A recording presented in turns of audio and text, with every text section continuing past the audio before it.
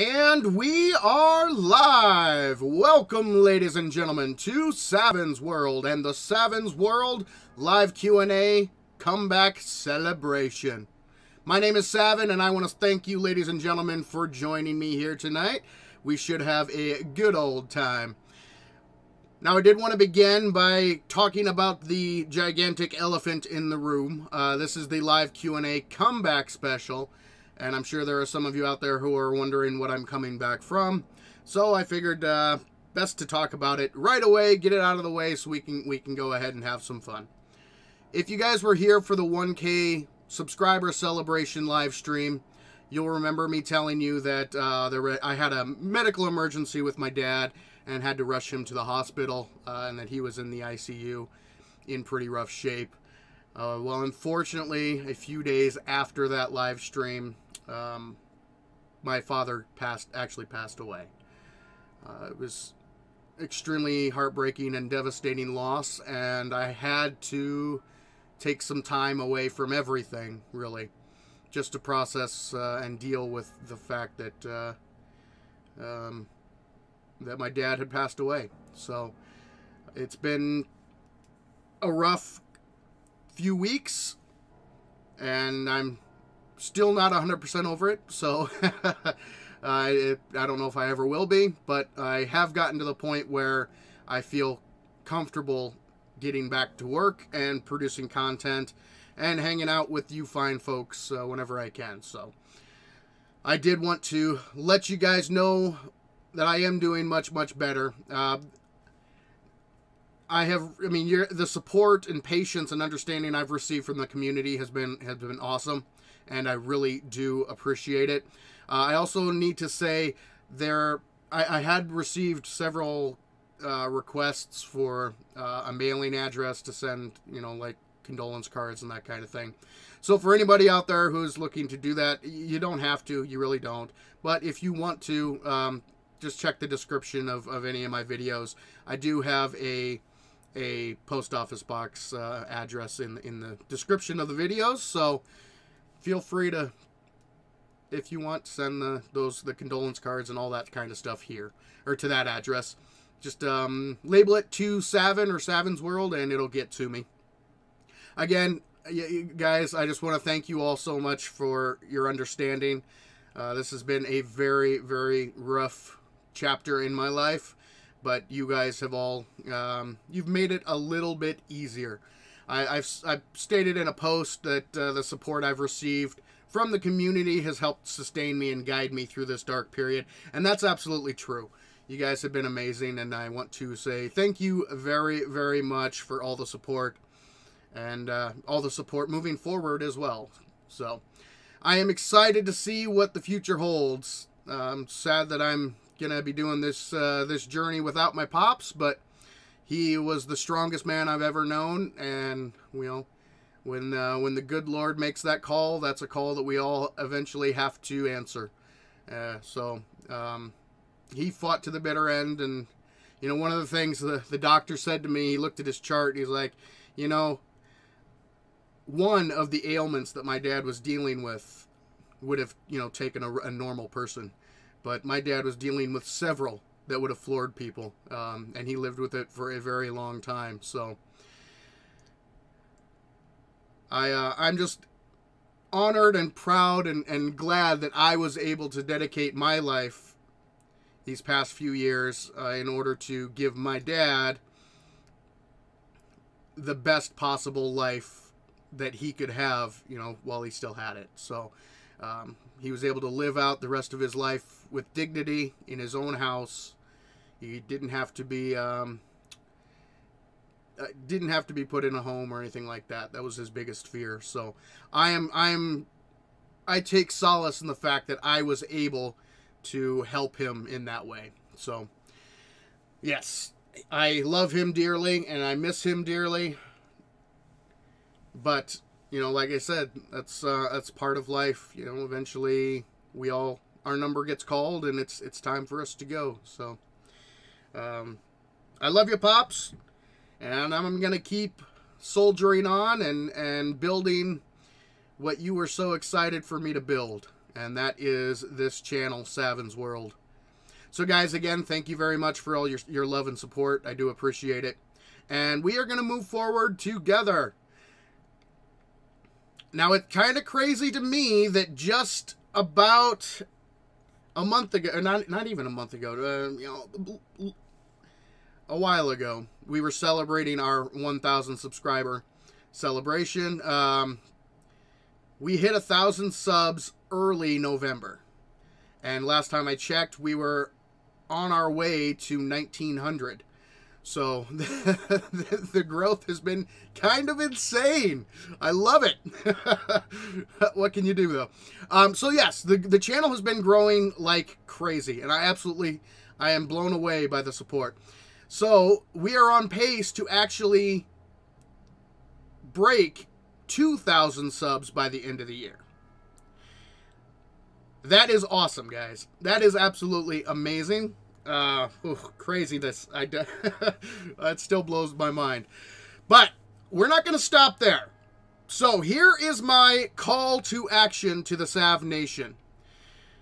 The devs are planning on releasing Alpha 20. Their ETA, they say March. So more than likely it's going to be April or May. So my new goal for this channel, and it's a lofty goal, I'm setting the bar very, very high. I would like to get enough subscribers to be eligible for the Alpha 20 early streaming weekend. I think you have to get up to 5,000 in order to hit that mark, so we've got a ways to go. But if we keep the pace that we've been going, we can do it. So that is the goal for this channel. I would love to see this channel gain access to Alpha 20 on Streamer Weekend. That would be fantastic. That would be amazing. It would allow me to give you guys an early glimpse of Alpha 20. We can do some live stream testing on the new mechanics. Oh, it would be amazing. So my call to action to each and every one of you, like this stream, share this channel with anybody that you think might get value out of it. I do these videos for you guys. My purpose is to help make each and every one of you a better 7 Days to Die player. That's what I put these videos out for, is to help people improve their abilities in this game. So if you know anybody who loves 7 Days to Die or plays 7 Days to Die and thinks they could gain something from watching my videos, share this. Share the channel, share the videos, make sure and give the videos all a like, leave a comment, all that kind of stuff really, really helps the channel grow. So, that is the goal for Savens World. It's a lofty goal, like I said. It's going to be a lot of work, and I'll try not to annoy you guys too much by asking you to subscribe, but I might throw it in there in a video here or there. So, but yes, that's the goal. We want to be eligible for Streamer Weekend for Alpha 20. I think we can do it. With your guys' help, I know we can do it. So, moving forward, thank you guys so much. Hit that like button. Share the videos with your friends. Let everybody know about this channel. And let's get that subscriber mark hit so we can, in fact, participate in Alpha 20 Streamer Weekend. Ooh, I'm excited, guys. That would be awesome.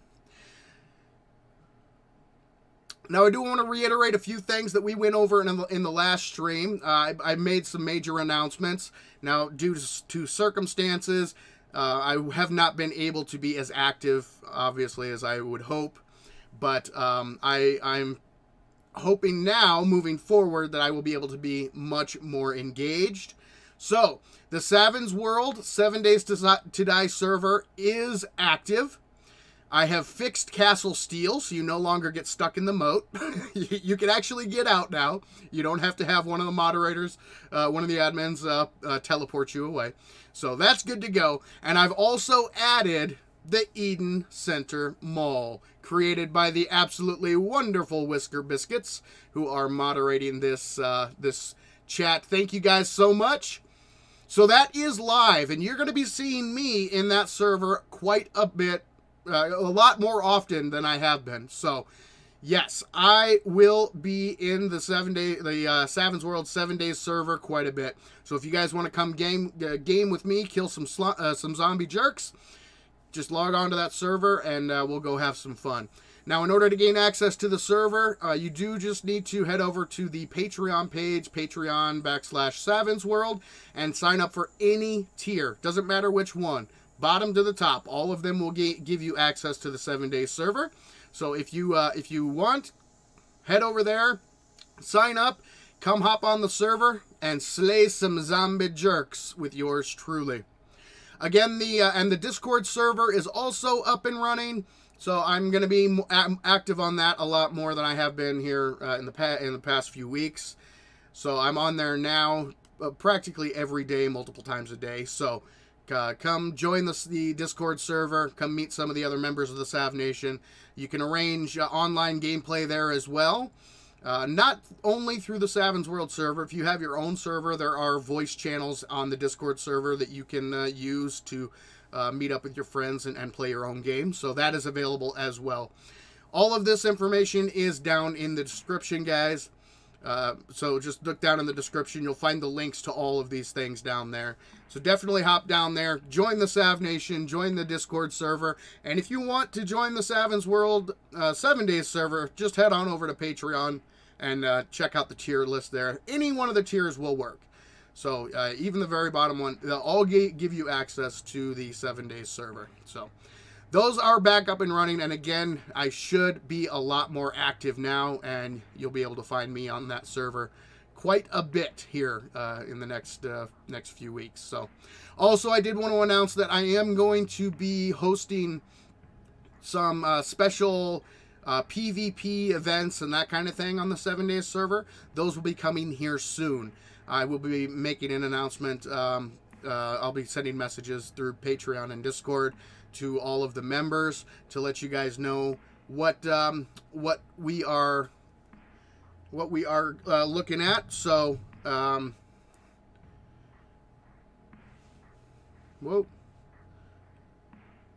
Sorry, I hit my mouse. So yes, that is coming here soon. The 7 days to die PvP. Let's see here. All right, guys. I need to give me 1 second. I will be right back. I need to check on something. I apologize. Give me 1 second here. I need to. There we go. All right, give me 1 second, guys. I have to put you on the break screen. I will be right back.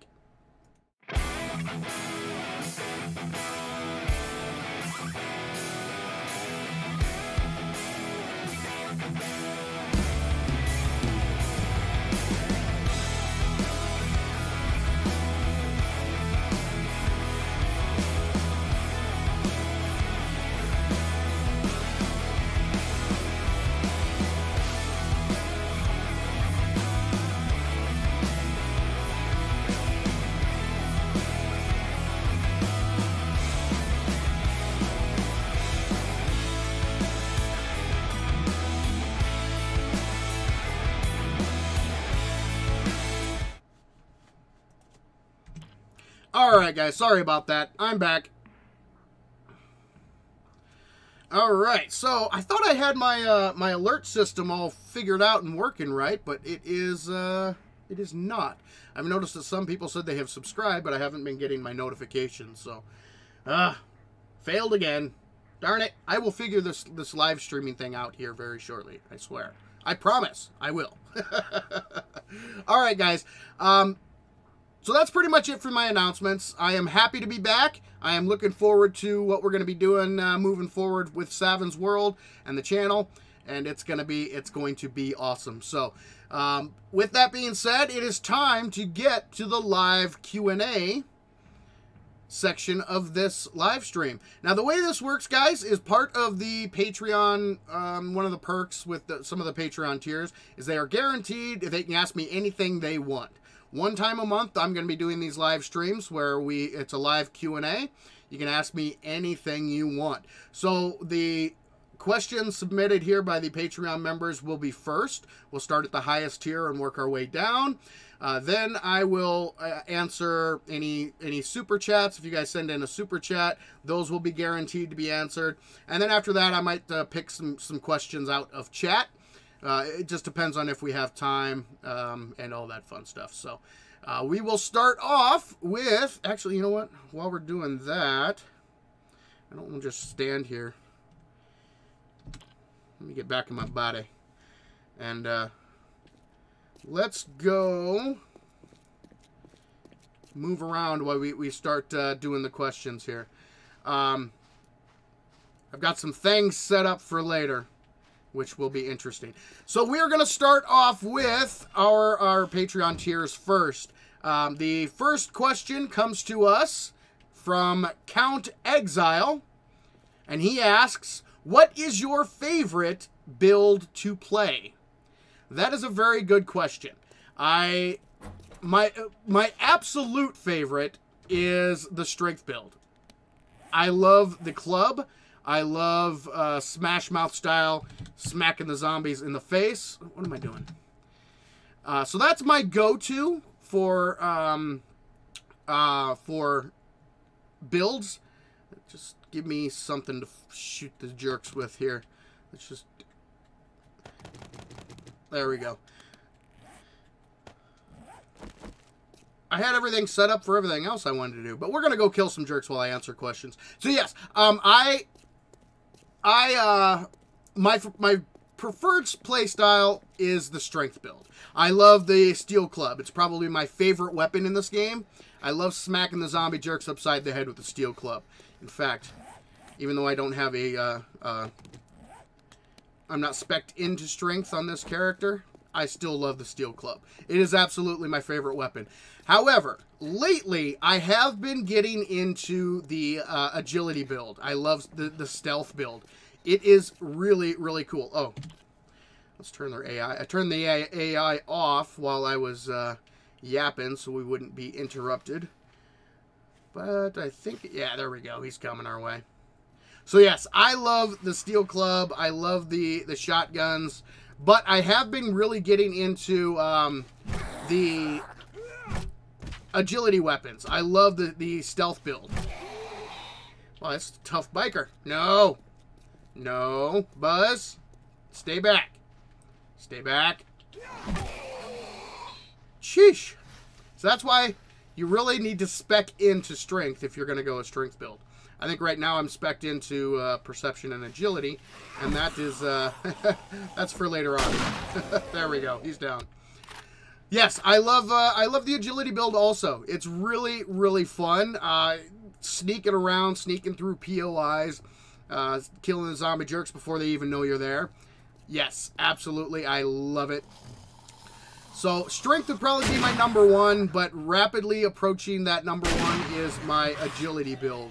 The stealth build. That's creeping up there as well. All right, we're moving on to the next question here is from Knight Riot. That's Knight, K-N-I-G-H-T. And these are different Patreon tiers, in case you guys weren't wondering. So Riot asks, what prompted you to get into streaming in the first place? And why choose tutorial-based videos rather than playthroughs like most other streamers out there? Well, very good question. I actually started my YouTube channel because of my dad, because of the situation I was in. I was the full-time caretaker for my dad, so I could not work a full-time job. I had to be with him 24/7, which means I couldn't be out of the house making money working a regular job. So I had to come up with some other way to occupy some of my time. Otherwise, I would have gone insane. I'm the type of person where I've never not had a job. I've always been working. I mean, since I was a kid, I've always had some kind of job. And I'd never really considered being a caretaker for my dad a job. I've considered that, you know, an honor. I was glad to do that. Like I said, ow, stupid coyote. Like I said, it was a privilege to be able to give my dad a quality of life, you know, that quality of life in his final years. That was not, I would not consider that a job. But I still needed to feel like I was productive, like I was doing something. So that's why I decided, okay, well, I can do a YouTube channel at home. That's something I could do. I don't have to leave the house to do start a YouTube channel. So that's what initially got me into it, was giving myself kind of an outlet to be creative, to be productive, and pretty much keep my sanity. Because like I said, I've been working since I was a little kid. And not having that ability to be productive and be creative would have been extremely detrimental to me. So I decided to start the YouTube channel to kind of fill that hole, to fill that void. Oh, we got another stupid coyote. Coyotes and strippers. Look at them there. Who's going to attack first? Looks like the stripper. Oh! Ha ha! Yeah! Nice! Love it. So yes, that's what initially got me into doing the YouTube channel. Now, as far as doing tutorial videos, that came about actually later on in my YouTube experience, I guess. I started off like most people do, doing Let's Plays, because that's what I saw other people doing. I saw the big YouTube channels doing Let's Plays, and I was like, okay, so that's what you have to do in order to be successful. Well, I quickly found out that no, Let's Plays are great if you have, you know, 100,000 subscribers or 250,000 subscribers. Then you can be successful with Let's Plays. But then I started thinking about it from like a viewer's perspective, like me personally. What did I want to watch? And I was like, well, you know, I stopped watching Let's Plays because I would rather play the game myself than watch other people play the game. That was my mentality. It was my thought process. So I was like, well, what else can I do that is still... It still had to do with the game that I loved, but wasn't necessarily a straightforward Let's Play. And that got me onto the tutorial aspect. I was like, you know what? I have a pretty firm grasp of 7 Days to Die. I have a pretty firm grasp. I don't know everything. I won't claim I know everything. I am often wrong. But I do have a pretty firm grasp. And I also have an analytic mind. I'm able to approach a situation and look at, you know, kind of reason things out. So I thought it'd be a perfect fit to do testing videos and tutorials and try to help other people, other players, make their way in 7 Days to Die. That was another factor that led me to tutorials. I'm a console transplant, which is why I use a controller when I play. I came from the PS4 version. I purchased the PS4 version when it first came out. Oh boy, back in 2016, I think. So I was very familiar with the PS4 version.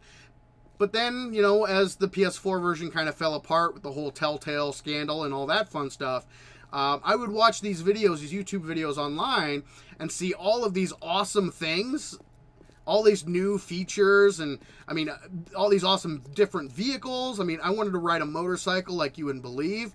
And in the console version, you're stuck with the mini bike, and that's, you know, it's, you can choose the mini bike, or you can choose not the mini bike, so your feet. That's pretty much your choice. And I would watch all these other people playing this game and watching this game evolve, and it looked so much fun. I was like, you know what? Screw this noise. I'm going to get it on PC, and I'm going to give it a try. And let me tell you, going from the console version to the PC version, it's night and day. They are so different. I mean, completely different. So there was a massive learning curve. So that was another thing that led me to doing the tutorials, because I wanted to help other people, other new players, acclimate themselves to 7 Days to Die. I wanted to make that transition a little easier, not only from the console version to the PC version, but even players who had never played 7 Days to Die before. I wanted to make that as smooth as I possibly could. So that's why I leaned towards the tutorials. I not only can help the community by providing information, making the transition easier, but also it kind of plays to my strengths. Like I said, I have an analytic brain. I love figuring things out. I love testing things. When I did my block damage video, I literally spent 3 days testing one thing. I made spreadsheets and totally nerded out on that. And that's just in my wheelhouse. That's my strength. That's what I love. And initially, it started slow, but I initially, it started to pick up steam, and people were starting to recognize the value in my videos, and it kind of snowballed and went from there. So that's kind of the journey, why I started, how I chose tutorials over Let's Plays. And, down the road, I might throw in some Let's Plays. I mean, that's possible. But, I really love being able to test different theories, test different aspects and all of that fun stuff, and go from there. Oh, we got a wolf. We got a wolf. Hey, Wolfie, Wolfie. How you doing, buddy? Got something for you. Shotgun blast to the face. That's what I got. Ha-ha. So yes, I absolutely love testing different aspects of the game, and that's really my forte. I mean, like playing to my strengths, helping out the community the best I can. That's really what got me into YouTube and what got me into doing the tutorials as opposed to the Let's Plays. All right, moving on. The next question comes from Night Bakers. And he asks, do you ever plan on doing a playthrough series on the channel? And what are your favorite skills to put your initial 4 points into when playing solo? So I kind of touched on the playthrough, the Let's Play a little bit, but like I said, maybe down the road I will do a Let's Play for 7 Days to Die. I'm thinking about branching off into some of the modded versions and maybe doing a modded series down the road. So that's a possibility. I think for now I'm still going to concentrate on doing Let's Play or tutorials instead of Let's Plays. But down the road, I would not be opposed to doing a Let's Play of some kind. And then, sprinkle in a few other things as well. Ooh, another coyote. Coyote! Hey, buddy. How you doing, bud? Hey, yo. Hey!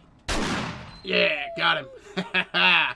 So I prefer the tutorials over the Let's Plays, but I would not be opposed to a Let's Play series. It would just have to be at the right time and for the right reason. I don't think I'll ever do just a straightforward, just a straightforward playthrough of 7 days. There's going to have to be some kind of there's going to have to be more to it. It can't be just a straightforward start the game. Oh, Jeremy, sorry about that. I guess Streamlabs did not like your message, thought it was too long. Streamlabs is mean sometimes.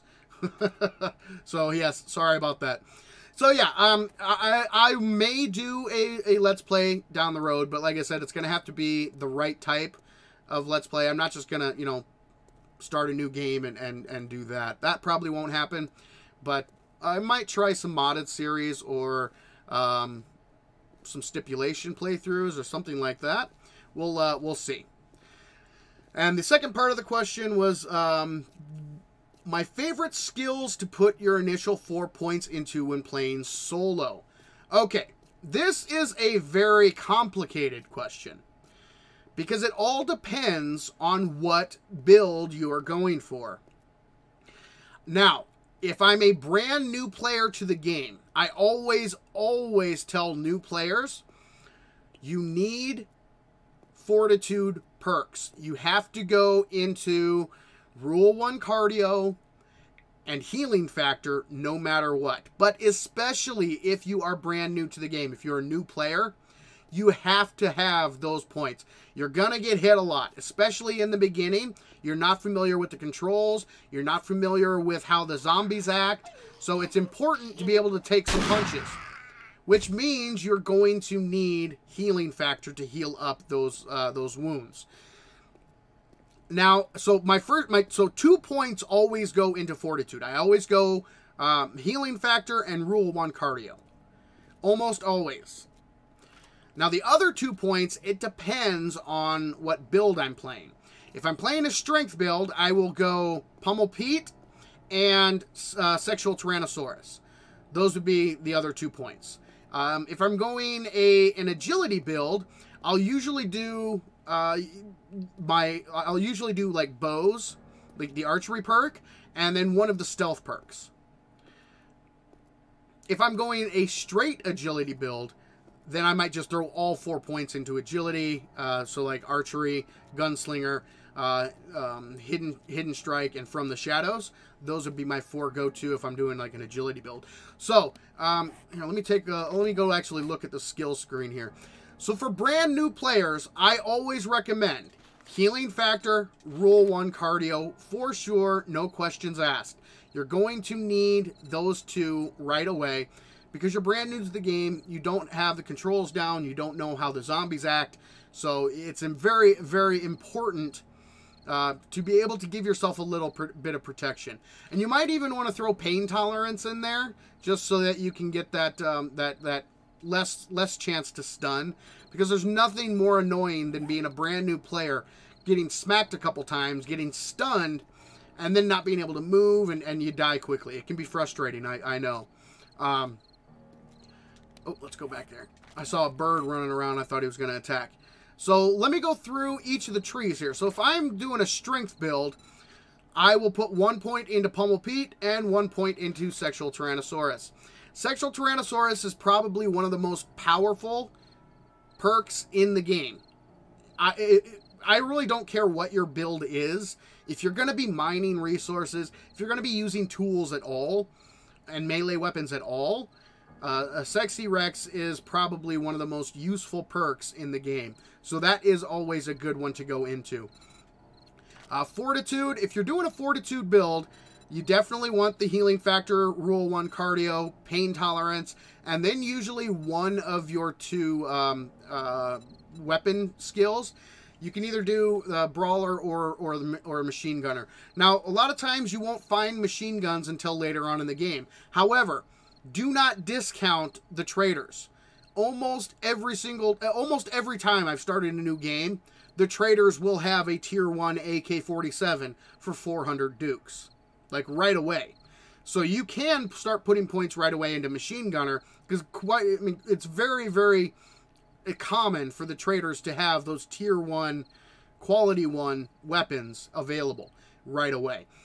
So like a tier 1 pistol if you're doing agility, so you could do gunslinger, archery. Deep cuts is cool. It's I'm really liking the machete. Unfortunately, bleed damage is bugged, which really discounts how useful the machete is. Plus the chance to dismember. They really nerfed the machete. The machete used to be a god tier weapon, believe it or not. Once you got it all the way, all the way up and leveled up, it was amazing, an amazing weapon. But they really kind of cut the machete off at the knees. No pun intended. So I would definitely go one of your primary weapon skills, and then the stealth perks, you want to get those up as quickly as you can if you're going agility, and go from there. Intellect builds, boy, these are tough, especially in the beginning, because the most of the time, the robotics inventor, you won't find a turret until midpoint of the game. You're not going to find a turret. I think they unlock at loot stage 2 is when you'll really start to find them, which is, boy, I can't remember offhand. I can't remember the exact number. But stage 0 is 0 to 11. Stage 1 is 11 to 50. And then it's 50 to 99. And then 100 and above, I think, is tier tier 3. So I think that's how it breaks down. I made that video, my my loot progression video a while ago, and I forget offhand exactly what the stats are. So yes, so it's a very long-winded and complicated answer to that question. So if I could simplify it, it's this. Your first 4 points, it depends on the build you're going for. You need to decide what path you're going to take. What play style are you going for? If you're going for like a strength smash mouth, you definitely want to go your primary weapon and Sexy Rex. If you're going for an agility build, you definitely want to go into archery, maybe gunslinger, and the stealth perks. If you're brand new to the game, focus on healing, because you're going to get punched in the face a lot, and you will need to be able to heal from those wounds. So I always recommend brand new players start with a Fortitude build and then branch off from there, because the Fortitude build is pretty much the easiest. You have the machine guns, which put a whole bunch of lead down range really, really quickly. You don't have to be as accurate with the Fortitude build. The Brawler is next level. You have to be pretty advanced to use a Brawler build, because you have to get very, very close to the zombies in order to be successful with Brawler. But the healing factor, the Rule 1 cardio, pain tolerance, those perks are very, very important, especially if you're a new player. So that would be my recommendation for the first 4 skill points. Healing factor and Rule 1 cardio are almost a must, no matter the build. And then use your other 2 points in your primary attribute trait. So whatever playstyle you are going for. That's been my approach, and I think that works out pretty well. All right, the next question on my list here comes from Esquire David P. And he asks, why is your voice and inflection so awesome? Okay. Well, genetics, I guess. That plays a good part into it. Especially on my dad's side. I'm from a very long line of talented musicians. My dad had an amazing voice, even though he smoked since he was 15, and that kind of ruined his singing ability. But he was a very good singer. My grandmother was amazing. She was actually a professional recording artist, singer, back in the day. She had an absolutely amazing voice. And me, myself, I was blessed with a pretty good singing voice myself. 2-time All-State choir member. I was in a few very successful rock bands not too long ago. So that has helped. The ability to, when you are singing a song, you have to learn how to project your voice. You also have to learn how to control your voice and how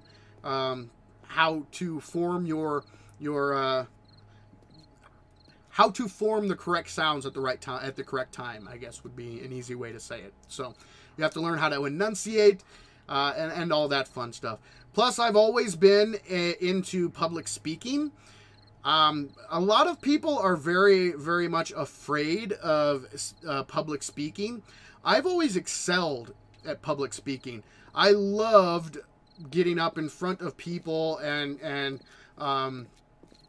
speaking. That's something that never really freaked me out. So I always loved being able to, when I had the opportunity to speak in front of people. I've always been very, very good at that. So that's just something I was naturally blessed with, I guess. I don't know if everybody agrees that my voice and inflections are awesome, but I find it very flattering that David P. apparently thinks so. So yes, it's a combination of genetics and natural talents, gifted to me by God, and practice. Practice in making music. Oh crap! It's almost nighttime. Nope, we're not going tonight here. Hey, look at that! It's 8 o'clock in the morning again. Wow, magic. And the nighttime music still sounded. Been yapping on so much, I didn't even notice what time it was. So yes, that is the where my vocal talents actually came from. Like I said, especially on my dad's side, very, very talented musicians throughout.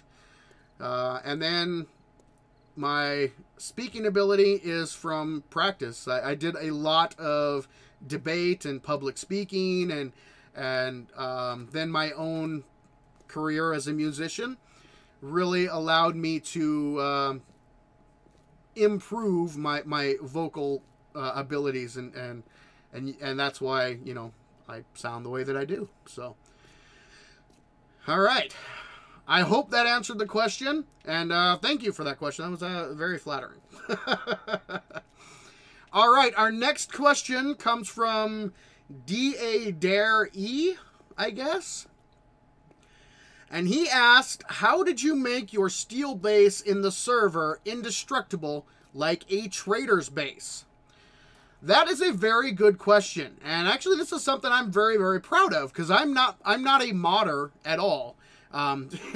It did take some modding in order to get that to work. You have to actually go into the XML files to make that possible. So you have to first what you have to do is go into the prefab editor and create your POI. Whatever POI you want, get it made the way you want it, and then save it. And then you have to go into the XML of the prefab that you just made. So you go into the POI, the XML of the POI you just made, and you have to adjust a couple of things. Now, what I recommend always, always, always when you are messing around with XML files, make a backup. Make a backup copy. That way, if something goes wrong, you won't ruin all of the hard work that you put in. Because it is possible. It is very, very possible to make a simple mistake that would pretty much ruin your POI. So always make a backup of your XML files before you start editing. Then all you have to do, you'll have to do two things. You'll open up any one of the trader XML files. So find any one of the trader POI XML files, open that up, and then open up the XML file for your brand new prefab, brand new POI that you just created. And you're going to look for the trader, gosh, now I forget offhand exactly what the line is called. Shoot. I might have to get back to you guys on exactly what that line is called. There are two lines that you have to concern yourself with. It's the Trader Protect area, I think is what it's called. The Trader Protect area default is set to false. So that means that no, it's not a trader. It does not to be protected. All you have to do is turn that false to true. That will make it a trader area and make it indestructible. Then below that, you have to insert a line below that to tell the game the area that you want to be protected. Because not only is the POI itself protected, but there is a strip of blocks around the POI that are protected as well. And if you go into the trader, that's why I said to open up the trader XML. If you open up the trader XML and find that trader protect line that is either true or false, the line directly below that is the area. So you can copy that line directly from the trader XML and paste it onto your prefab XML directly below the true false line that I just talked about. So in your XML, change that false to true, and then paste in that area line right below it. Save it, put it back in your prefab list, go into your world editor, spawn it into a world, and then when you load that world, that POI should be 100% protected. Again, guys, if you decide that you want to try this, all right, you stupid bird.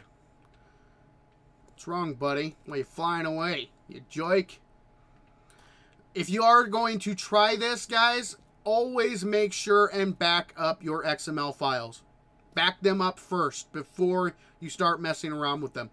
That way, if you make a mistake and something doesn't work right, you can delete the altered version and start from scratch. At least you'll have a backup just in case something goes wrong.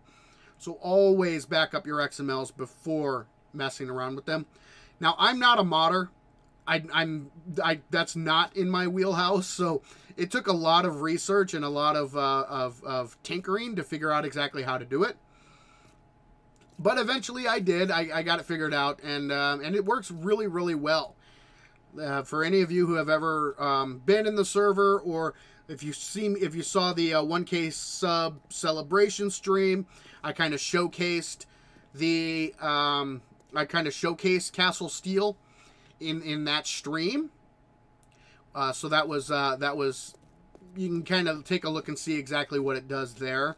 But it's very, very successful. Gives you a great place, especially for the server. It gives you a great place where your newer players can feel safe, because there's nothing worse than joining a server, you're brand new, and it's day 300 or something. That is awful. You will die very, very quickly. So it gives new players a safe space where they can hunker down if need be. It also gives them, excuse me, it also gives them a place where they can craft safely. Oh, I hear somebody. I hear somebody. Who's making noise? Probably inside the building. Yeah. She's inside. I guess I don't have any tools, so I can't go get her. That's all right. All right, where was I? Yeah, it gives you a safe place for your new players to hang out. It also gives you the opportunity to you can put like containers and that kind of stuff in there.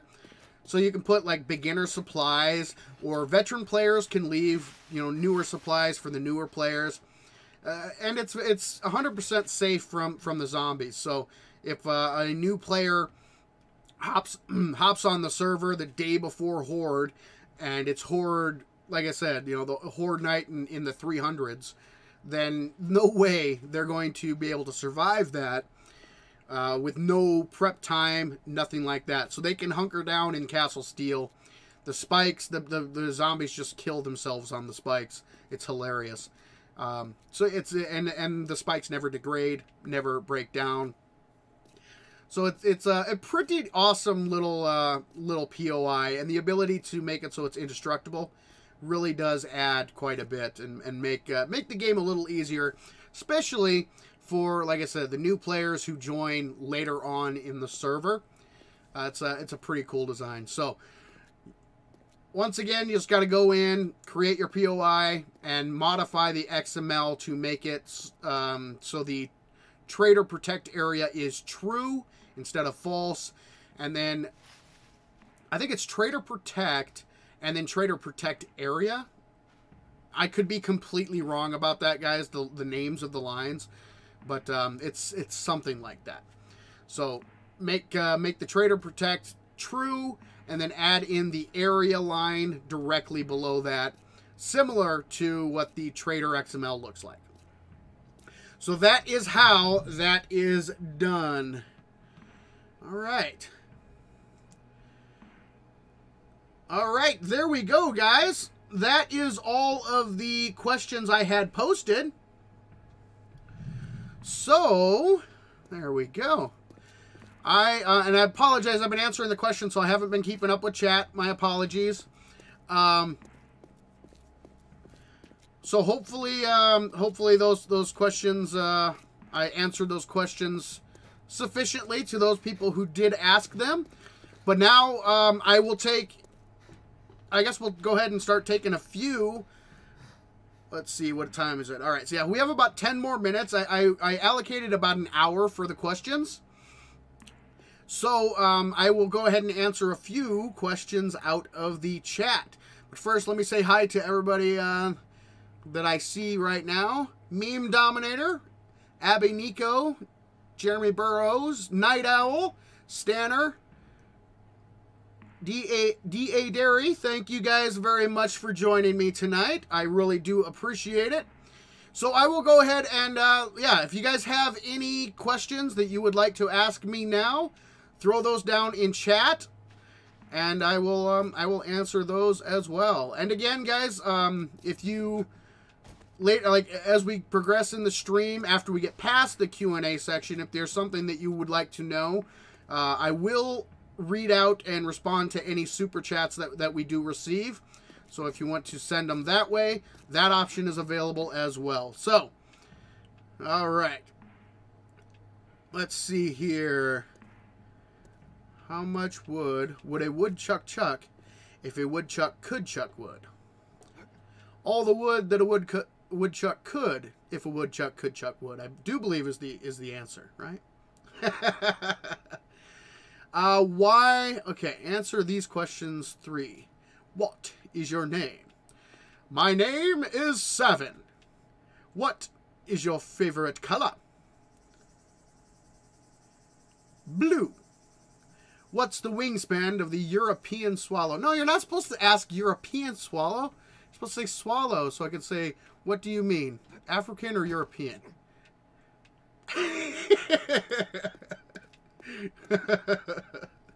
Why Savens World as a name? I created this channel. The original idea behind the channel was, I don't know about you guys, but I had been getting overwhelmed with crap on TV and in games and in movies. It was enough. I wanted a place where I could go and just have some fun and not have to be constantly bombarded with politics and religion and all this other stuff. There's a time and place for that. And unfortunately, in this day and age, it seems the time and place is anytime and everywhere. And I was sick of it, tired of it. So I started Savens World to kind of create a place where community could come together and just have some fun without all of that other BS getting in the way. Because I was sick and tired of it. Sick of it. It was ridiculous. That was why I was like, okay, it's time to leave the real world behind. And that's why I started Savens World. So we could leave the real world behind, come into Savens World, and have some fun without all of that other crap having to deal with that we constantly deal with on a daily basis. So I agree, Night Owl. Very, very awesome set of questions. And I totally would have been flung off the bridge because I don't know the wingspan of a European swallow. Okay. So hopefully that answers that question for you, Meme Dominator. Let's see. Stanner, teach me your wiring tips and tricks, Master Saven. I do have a wiring, I have a few electricity videos planned that I'm going to be doing here soon. I have so many videos planned. I have such a long list that it's just finding the right time to do the right videos. I try to do them in an order that makes sense. So like right now, I'm currently doing all of the modifications, all the mods in the game. So I did my armor and clothing mods, and then we had our melee weapon mods. We have firearm mods coming up, tool mods coming up. So yes, I try to do them, group them in order to make them make more sense. So I do have electricity videos planned out. I just need to find the right time to release those. All right, let's keep going. When and how did you get started gaming? Oh, wow. All right, that is a very good question. I have been gaming since I was a very little child. I guess my first, I have played on like the Atari. We used to have an old Atari system, and it was awesome. But that was I was really young when we did that. But I think my first real gaming system was the Nintendo.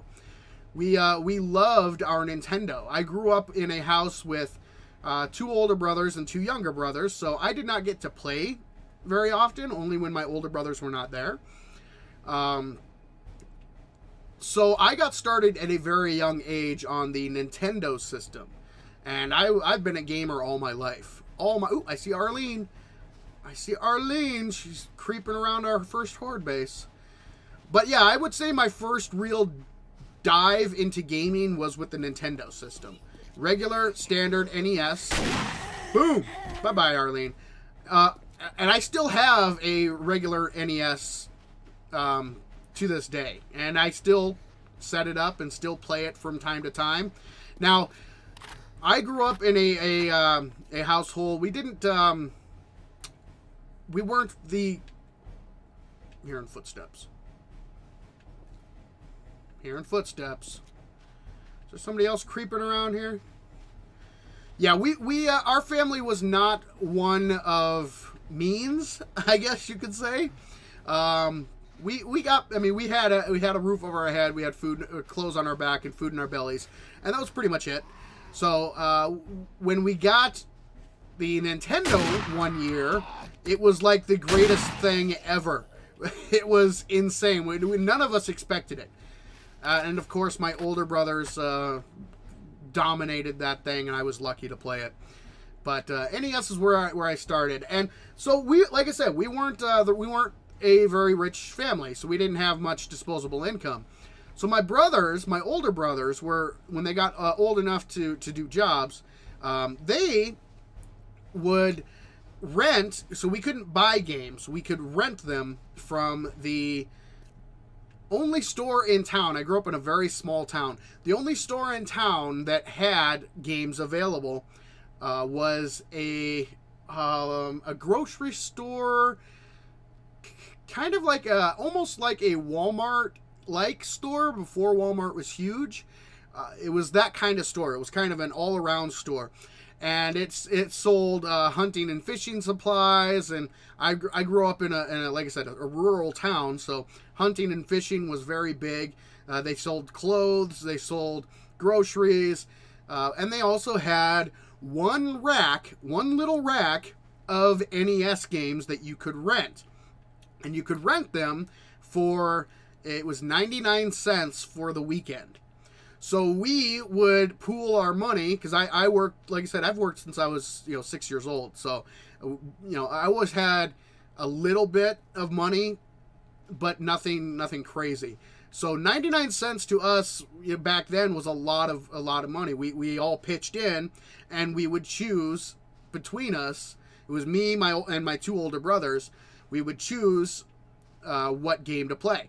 More like they would choose what game they wanted to play, and forced me to give them, pitch in and rent, help rent the game for the weekend. So we would get the game on a Friday, play it all weekend, and then take it back Sunday night before we had to go back to school on Monday. And there was only, I want to say, maybe a dozen titles that we could choose from. And we usually got the same ones. We got my favorite game of all time. It's a Nintendo game called Bandit Kings of Ancient China. Very old school game. If you guys know, like, Romancing the Three Kingdoms, that kind of, it's that style of game. So it's a turn-based strategy game where you build up your little community and then try to save China from the evil, from evil Gao Kui was the bad guy's name. So that was one that we rented all the time. Now the problem with that game is you could not save.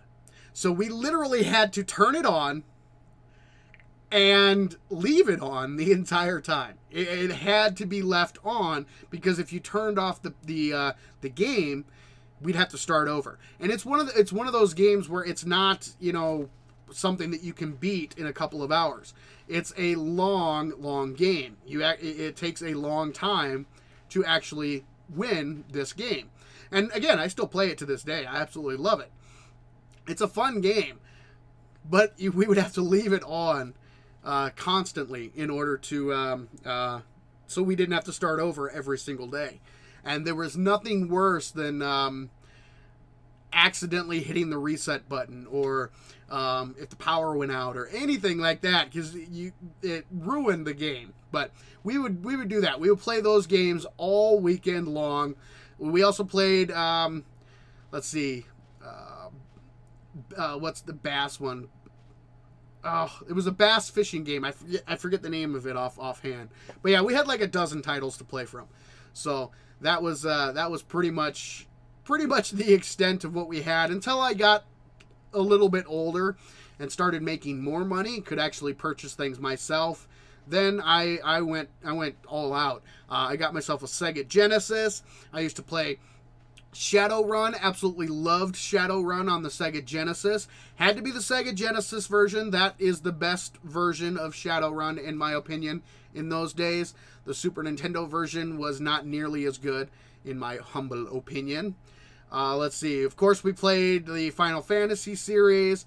I got a Super Nintendo. I bought a game, not a GameCube, an N64. Never really got into the GameCube, but I've been gaming since I was a little kid, and it's been a constant in my life forever. PC gaming, we did that as well once I had enough money where I could build my first computer. I built my first computer when I was 15 years old. Purchased all the parts individually and put it together myself. So, yeah. And I've been doing PC gaming since I was 15. But gaming in general, that started when, for as long as I can remember. We always had the Atari first, and then we got the NES, which was awesome, and we absolutely loved our Nintendo Entertainment System. It was beautiful. But I've been gaming all my life, and even though I'm a grown man, I will continue to game. It's my escape from reality. It's my me time, I guess. So yes, I love gaming. Absolutely love it. All right, hopefully that was kind of a long answer. Let's take maybe one or two more questions, and then we will get to slaying some zombie jerks. So what else do we got here? Let me see. Benson, hello, welcome to the stream. Keith Rich, you prefer the NES, the Super Nintendo version over the Sega version? To each their own. That's cool. I absolutely love the Genesis version, but I can understand if people's tastes differ. So that's no problem there. Colin, welcome. Hello. Welcome to the stream. So, any more questions, guys, or do you want to go ahead and get started with today's fun time zombie slaying action? I'm not seeing any more questions, so I think I'm going to head inside, drop off my shotgun and club, and we are going to take on some day 700 hordes again. I love it. So last time we did... Oh, here. All of you get in there. We don't need any of you anymore. So last time we did an intellect build and a strength build playthrough. So I figure it only fitting that this time we do a agility and we do perception. So I've gotten myself a couple of different builds here. This is going to be our perception, or no, this is our agility, excuse me, our agility horde base. Why 7 days to die? Ooh, that's a very good question. Okay, so I got into 7 days to die kind of on accident. I had never heard of the game. Never heard of the game at all. I was primarily a PS4 console player. So I never really I had heard nothing about 7 days to die. But I was playing Fallout 4 quite a bit. And I had beaten every aspect of Fallout 4, played it multiple times, and I really started getting into the building in Fallout 4. And it was fun. I loved it. It was a really cool addition. I thought it was really, really neat. So when I got done with Fallout 4, I was like, you know what? I've done pretty much everything I can in this game. I need something new. So I started doing some looking online, and I started hearing about this game, 7 Days to Die. That is a zombie survival horror crafting game, you know? So I was like, ooh, that sounds interesting. So I researched it some more, and finally decided, okay, I'm going to give it a shot. Why not? So I went out and I purchased 7 Days to Die on the PS4. It was shortly after release. I forget exactly when I picked it up, but it was shortly after release. So this is back then. This is before like traders were in the game. So it was completely different. And that's what really got me into it, is the building aspect of the game. I was really into building in Fallout 4. And I wanted to play another game where building was one of the main components. And then I came across 7 Days to Die, started reading up on reviews and things like that. And I was like, you know what? I'm going to give this game a chance. Might as well. And that's the end of it. That was the end for me. I fell in love with the game, and that's how it came about. I absolutely loved the building aspect, and then there are so many other aspects of the game that are absolutely amazing. All right, so back to the Horde base. This is our agility Horde base. You guys probably have seen, maybe or maybe not have seen my agility Horde base video. It's a very forward build. Simple walkway, barbed wire in between the little posts here, and what the zombies do is they run up and they get to this block here, and they can't just walk over it. They actually have to stop and jump. So they stop, they jump, and they come into this next section here. They get here, they stop and jump, all the way to the front. We are going to be parked in here with our Desert Vulture and SMG, shooting the stupid zombie jerks right in their stupid zombie jerk faces. And it is as simple as that. Now, I wised up, and I put a base down, so we have steel on the bottom instead of desert. So hopefully we do not have a repeat of last time where the stupid cops were exploding and there was a gigantic hole filled with a bunch of zombie jerks. So yes, I wised up and put the base down. There's another stupid coyote. Tell you what, buddy, I don't have a weapon, but I can still kill you. Ha-ha. All right. So what we're going to be doing, guys, is I've already got this all stocked up and loaded, ready to go. I've got my chest here. It has my ammo and my weapons and some gasoline, although this is already fully gassed up and ready to roll. I've got the bird defenses on the back here. That's just to take care of the birds. It's not actually going to kill the zombies. That's going to be for us to do. Let's see here. Did I miss anything? 7 Days to Die is like no other. That is very, very true. But wanted to say thanks for the informative vids. You are quite welcome, Keith. It is my pleasure. I'm glad that you find my videos helpful. That's the whole point. 7 Days folded shop. What survival game would be next, if any? There's a lot that I've been keeping my eye on. I've been watching... I actually own a few other survival games, and I've dabbled with a few of them. But I really want to try Subnautica. That looks really, really fun. I've been binge watching the Neebs Gaming playthrough of that, and those guys are hilarious. But Subnautica looks really fun. Subsistence looks insane. It's intimidating. It really is. It looks tough. So Subsistence would be on that list. The Infected is a newer early access survival game that has really come a long way. Now, I played that a little bit, but I'm holding off on that until the developer does some work on the combat system, because the combat system is really, really poor and needs a lot of work. The building aspect is coming a long way. I hear that he just released a new update for the game that added a lot of new buildings and new stuff that you can craft, which is cool. The forest looks amazing. I've never played it, but I've seen videos on it. It looks pretty cool. Medieval Dynasty is another one that I've been keeping my eye on. It's really really looks interesting. It's a little bit different to some of the other survival crafting games out there, but yeah, there's quite a few on my list that I'd like to play. I'd like to try out, but for now, 7 Days to Die is my go-to, and I don't plan on abandoning this game anytime soon. So yeah, lots of really good games out there, but this is always going to be my baby. All right, so what we're going to do is let's get loaded up here. So we're going with our Desert Vulture and our SMG. Those are going to be our two. Okay, darn it. Get those in the tool belt. There we go. And like we always do, guys, I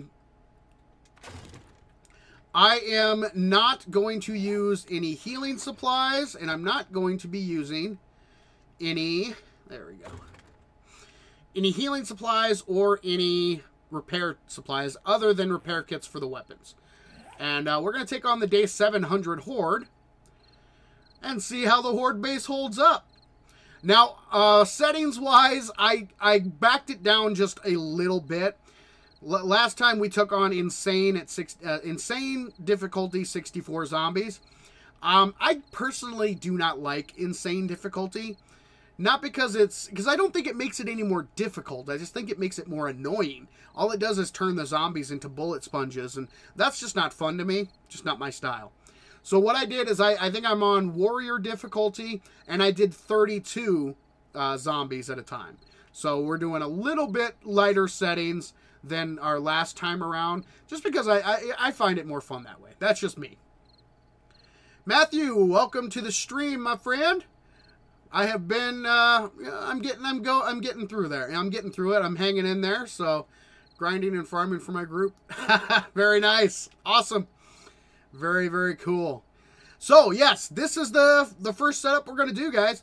And if we survive this, or maybe even if we die, we'll take on the day 707 Horde in the Perception base. So, let's go ahead and turn that on here. Let's get out of God mode. So we're going to be standing in here. They're going to be pouring down there, and we are going to shoot them in the face. All right. So let's go ahead and switch it up to day 700. Let's go to 21. There we go. All right. We have an hour before Horde night. Oh, I need to change the time. Nope, we're good. Default time. You know, Matthew, it is very, very good to be back. For understandable reasons, I'm sure, I had to take some time away. But I missed hanging out with the community. I missed making the videos. And I'm really, really happy to be back. I will let you guys know that I already have next week's videos done. Oh, let's get loaded up here. So we're using AP rounds in the Magnum, or in the Desert Vulture. That way we get that extra added penetrator perk bonus, and the penetrator, a natural penetrator ability of the AP ammo, as well as Magnum Enforcer that gives us that penetrating ability as well. Have I played any overhaul mods? I have researched some of the overhaul mods, but I've never actually gone in there and played them. That is on my to-do list. I definitely want to give some of them a try. Some of them look absolutely amazing. Absolutely. I would prefer crosshair to hide away when you aim. It really helps. Oh, wrong button. Yeah. You can turn your HUD off, which makes everything disappear. So that'll get rid of the crosshair, but unfortunately it also gets rid of your stamina bar, your health bar, your compass, all that fun stuff. All right. Always love getting surprise attacked by V-Monster and hearing my friends scream. So, Caius, yes. Oh, that's a Morrowind reference. Well done. Excellent. I love that username. Sweet. So, I have looked at the overhaul mods, but I've never actually played, like, full in-depth. There are so many awesome ones out there. I said it last time, I'll say it again. The mods to this game, the people who mod this game are absolutely amazing. It's insane the amount of work they do. It's really, really cool. All right.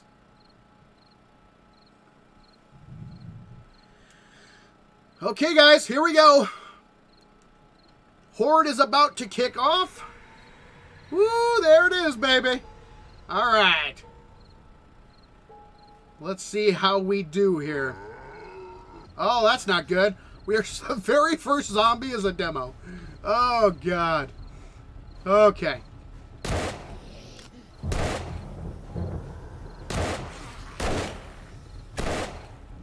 We got him, though. Oh, maybe not. He's not quite dead. So I don't think our barbed wire is going to last very long. It's not going to last very long at all.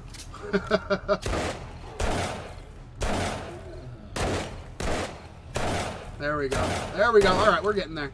First one's down. Pull out the SMG. Oh, yeah. This base is working very well. Very, very well. So, the reason I'm using the HP ammo with the SMG is because if you guys watch my my ammo video, ammo is currently bugged in 19.2. The added bonuses really don't work right now. They don't give you that armor penetration and all that fun stuff. Asmo, how you doing, my man? You joined us just in time to slay a whole bunch of zombie jerks.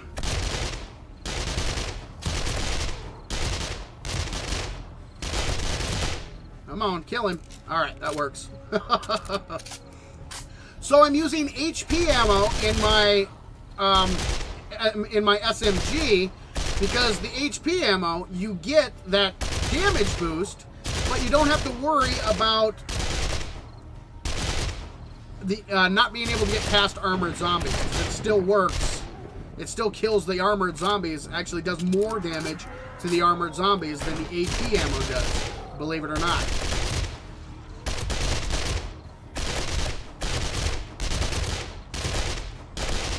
Oh, I love the SMG, guys. The SMG is such an awesome weapon. Fastest fire rate in the game. Managed by the Gunslinger perk. Oh, no. Oh, darn it. We had one explode. That's a bummer. All right.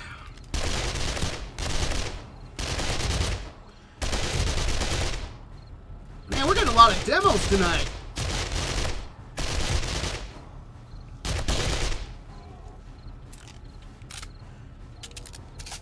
But this base build is so simple.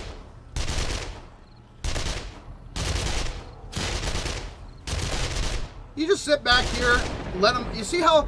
I'll stop firing here for a while. You see how they run, they stop, they jump. They run, they stop, they jump. They run, they stop, they jump. That gives you plenty of time to just pepper straight down the line with your Desert Vulture or your SMG. Gives you plenty of time to take these jerks out before they get anywhere close to you. Oh, not another one. Okay, we got him. We killed him. Yeah, don't expect your barbed wire to last very long, guys. Oh, another one died. Your barbed wire is not going to last very long. It's just there to slow them down a little bit. Now, I do have AP ammo in my Desert Vulture, and that's just to get that penetrator perk, or that penetrator ability of the weapon itself. Once you get Magnum Enforcer, the book series done, you gain the ability to penetrate up to 1 additional target. And then with the AP round, you gain the ability to penetrate 1 additional target. So you should be able to hit multiple zombies, up to 3 zombies with 1 AP round with your Desert Vulture.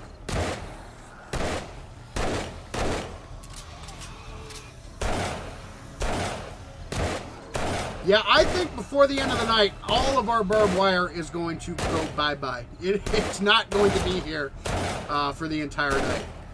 It usually doesn't last longer than the first few hours, and that's okay. It's only there just to slow them down a little bit.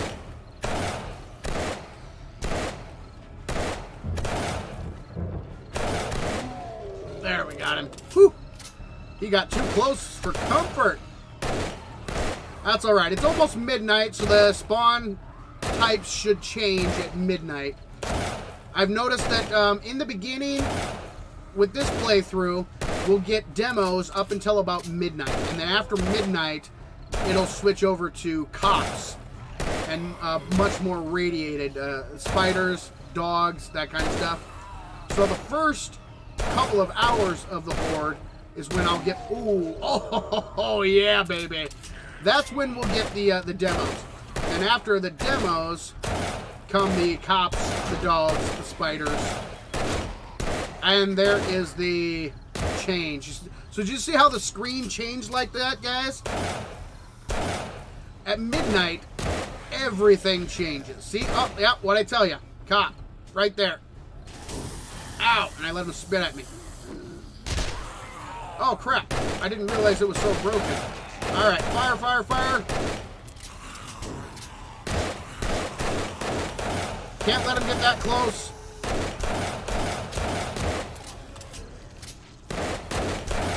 Alright, I need to repair my SMG. I'm standing too close, too, because the, if you stand back far enough, the cops won't be able to see him, won't spit at you. Alright, SMG is repaired and ready to roll. Here we go.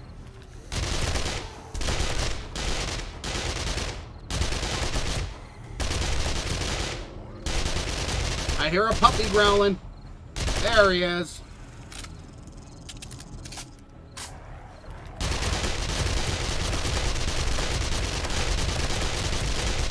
Oh, the SMG, baby.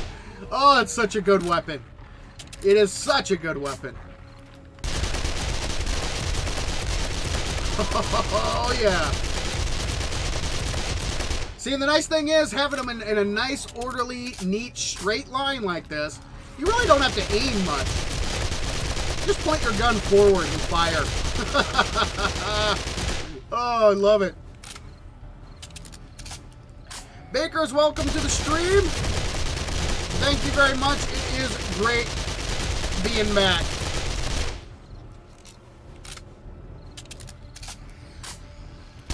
Come on, you jerks. Yeah, now they're not even getting close.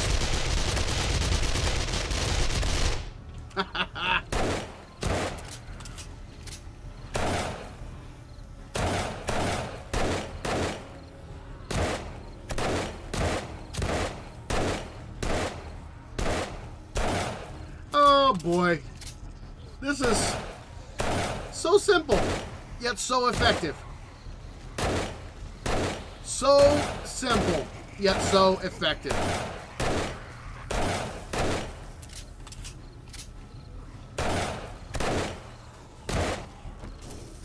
Oh, darn it, I forgot to reload.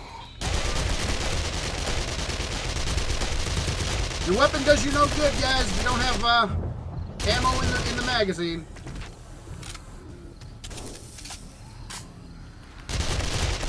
Yeah, you could definitely add a sledge turret or robotic turret to this and increase the effectiveness. However, since it's keeping the spirit of these types of runs, I am only using agility weapons, and the robotic sledge would technically be an intellect weapon. So, but yeah, you could throw a robotic sledge like right over there, And then as they got too close, you could just have the sledge pop them right off the walkway.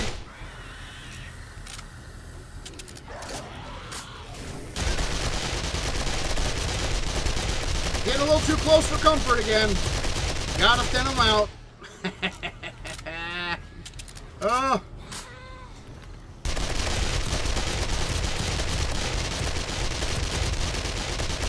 Oh, man. Oh, baby. Oh. Yes, keep it simple. Oh, I need to repair. Oh, what the hell?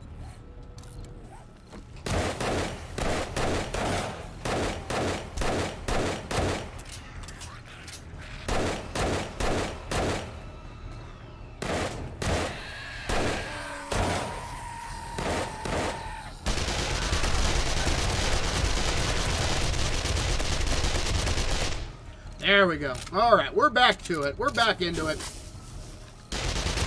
Mama, what you doing?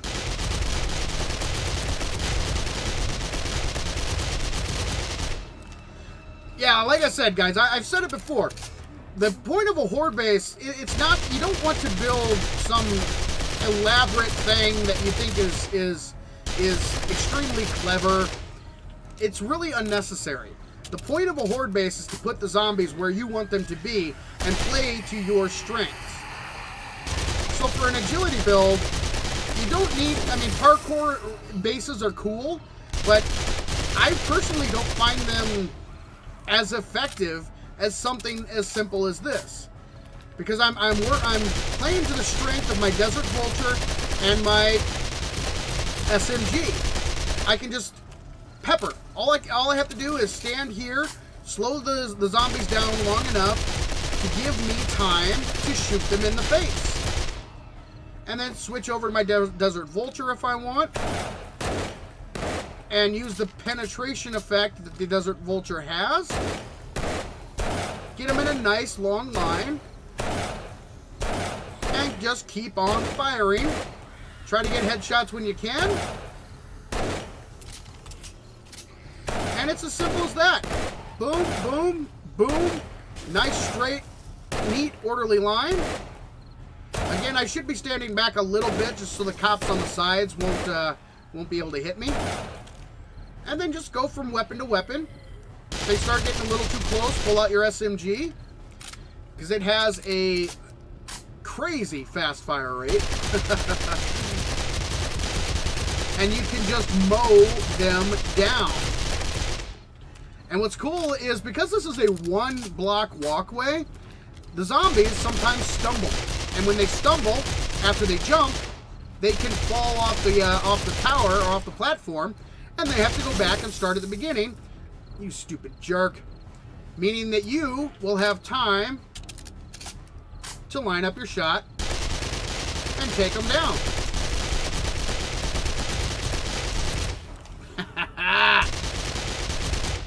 And what's great is the effective range on the SMG and the Desert Vulture is long enough to reach the zombies even in the back of the line.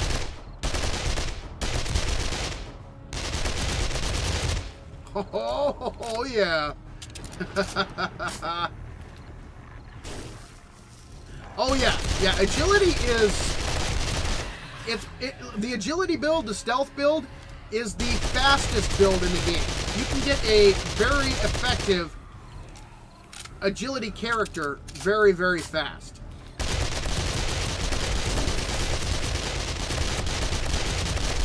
Alright, we're going to have to repair here. Come on. Come on. Oh, darn it. I'm going to have to reload. Hurry up. There, we got her.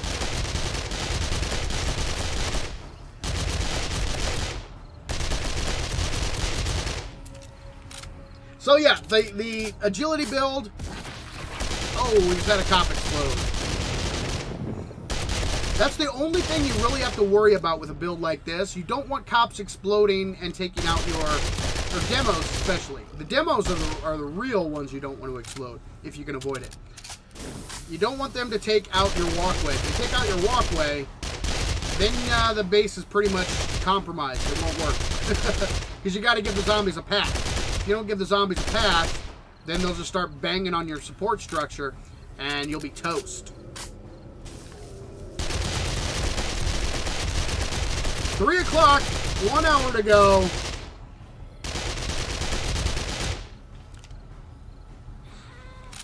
Let's let him get a little bit closer. And we'll shoot him in the face with the Desert Vulture. There we go. Come on, Spider. Come on up. I see ya. There you are. Hey, buddy. How you doing?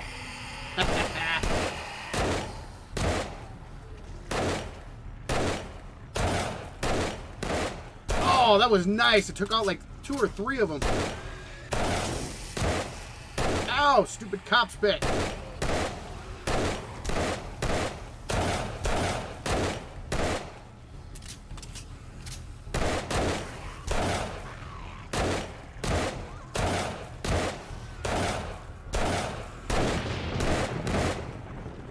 Half hour to go. Oh, I thought I already reloaded this. What are my thoughts on the Fortitude build? It's very, very good. It's like I said earlier, Fortitude is probably the perk that I would recommend to brand new players just starting out. Just because of the healing ability of the Fortitude build and the machine guns. The machine guns are very easy to use weapons. So if you're just starting out in 7 days, I always recommend starting off with a Fortitude build to get to know the game.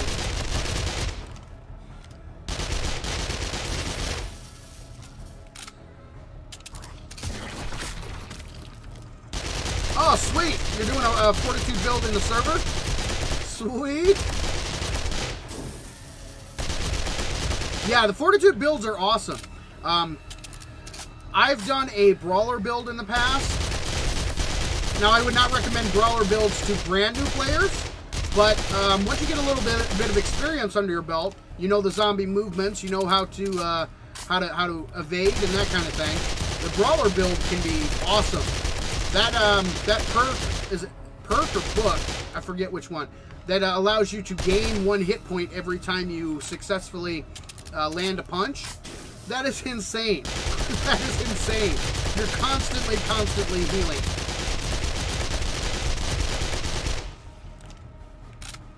Oh, we're almost there, guys. So yes, I am a very big fan of the Fortitude build. It's quite powerful. It's not quite as powerful as it used to be. Alpha 18, I think the Fortitude build was insanely OP. But it's still very, very powerful in Alpha 19 as well. There are a lot of really good perks in the Fortitude attribute for sure.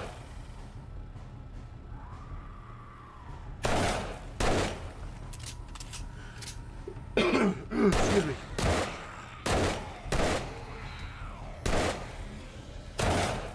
Let's take out the rest of these zombie jerks, and we'll go take a look at our base and see how she's looking. Is that all of them? I think that's it. Alright, guys. Successful Horde night. We were able to kill a whole bunch of zombie jerks. And let's take a look. So yes, our barbed wire is gone, but look at our base, man. Look at it. It barely took a scratch. Oh, look at all that loot. Oh, except for a couple of our plates our sheets got taken out. Let's grab a nail gun and let's see what we're looking at for damage. All right, so yeah, some of these got a little banged up. This is where that demo exploded, so these are going to be the most damaged blocks. But still, man, this would take next to nothing to repair this stuff. Ooh, that one. There we go. Maybe this is where that demo exploded. That would be my guess. But look at this, guys. Look how simple this is. We're going to have a lot of cop spit damage to repair because I was standing too close to the bars. But very simple, straightforward build. You could build this out of cobblestone and it would be just as effective. You definitely want to upgrade to concrete and eventually to steel, especially when you start getting your demolition zombies. Those are the ones you really, really have to worry about, because if they take out this walkway, then you're kind of in a little bit of trouble. So yes. But other than that, guys, very effective, very straightforward build. This thing, no problem. No problem whatsoever. It handled that horde, no questions asked. It was very effective. All right, so that was the agility horde base. It sometimes amazes me how the simplest, most straightforward builds can be so darn effective. Lois, go away. We're not ready for you yet. There we go. All right, now we're going to go to our perception build. And I'm sure you guys have seen something similar to this many times before. This is just basically a straight killing corridor with a drop here. Great thing about what you want with a perception build, perception horde base, is a nice long tunnel that the zombies have to run down. You can stand in here with your sniper rifle and just headshot after headshot after headshot. So, awesome. What I miss in chat here? In your face, Zombos. Nice. Fist weapons are very, very fun. Yeah, brawler build is definitely devastating. And yes, yeah, book. Yep, I thought it was a book. Is good for not worrying so much about the survival aspect of the game. Yep, that's very true. It also has Iron Gut and living off the land and that kind of stuff too. So, Dwayne, Merry Christmas. Merry Christmas to you too, Dwayne. Thank you so much for coming by. All right. So, what we're rolling with on our perception build is this right here. One weapon. Bunch of AP rounds. Oh, we don't need the gas. And we've got our bird defenses again. And we have our lovely little killing corridor. So again, the zombies are just going to walk up here. And walk down this long, long pathway here. Giving us plenty of time to shoot. Oh, no worries, Ninja. Have a good night. Thank you very much for joining me. I really do appreciate it. So they're just going to path right straight through here, giving us plenty of time to shoot them in the face with our sniper rifle. Boom. We've got our scope in there. We're going to be standing inside here. And they will pour down the tunnel, fall down the hole here. We've got the wedge tips on the bottom here. So the zombies will still see this as a viable path. Now, they do kind of sometimes get clustered up at the end, but that's okay. All we're doing is getting a nice, long, straight shot in order to shoot these mofos right in the face. So, very, very simple, straightforward build.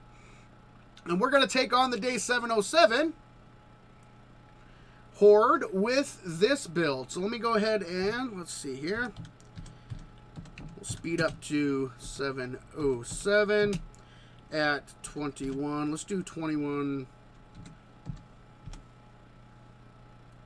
Oh, darn it. I forgot the second space. There we go. There we go. So half an hour before Horde night. And all you got to do, guys, is just stand here.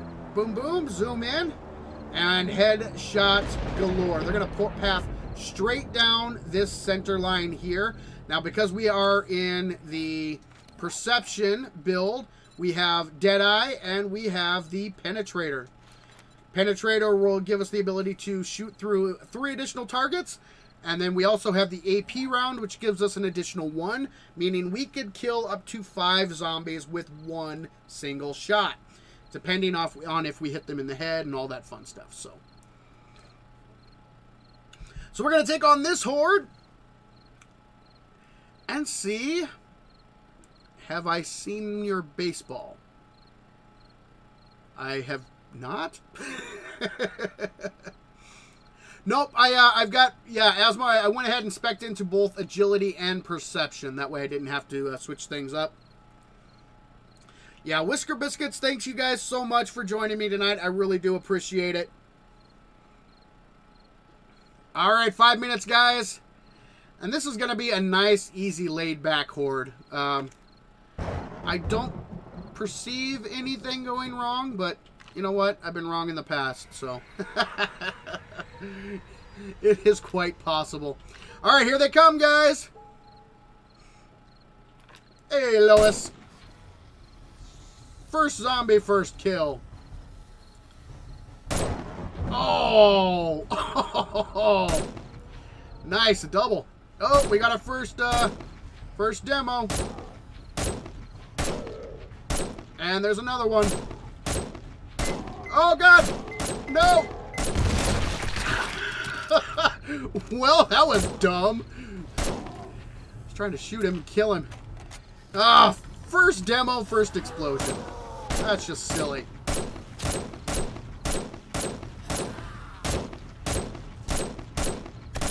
Now, you want to try to go for headshots, but when they're clustered up like this, sometimes just fire. Just aim forward and fire. But did you see that? Did you see how, like, 4 of them flinched? That's because of the AP ammo. We were able to penetrate multiple... What are you doing down there, demo dude? Hey, you. I'm over here. There you go.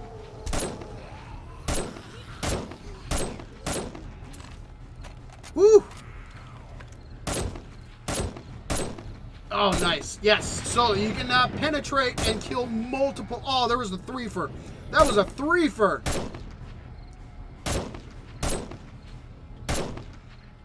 Oh, yeah. And if by chance they get past you, no problem. They just fall down the hole. And have to run the loop again. Simple as that. Have I seen your baseball now? Give me 1 second. Oh, God, another one exploding. Darn it.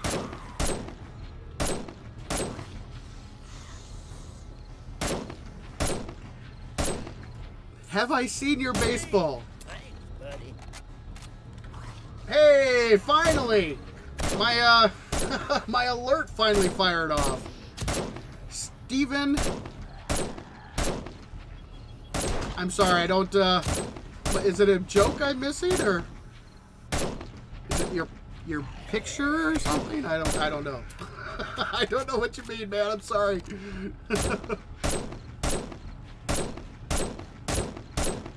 Just keep firing! Oh, man, I should have checked my zombie kills. What was I thinking? I always forget to do that. To check my zombie kills, before I start a massive horde like this. Oh, another demo. All right, let's shoot him in the head. Or totally miss. That was a good headshot. Didn't kill him. That was another good headshot. Did that one kill him? No. Oof. Man, demos are tough. There we go. Took his head off.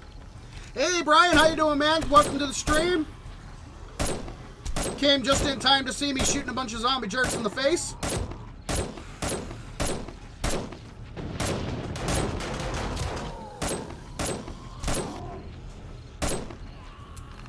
Whew.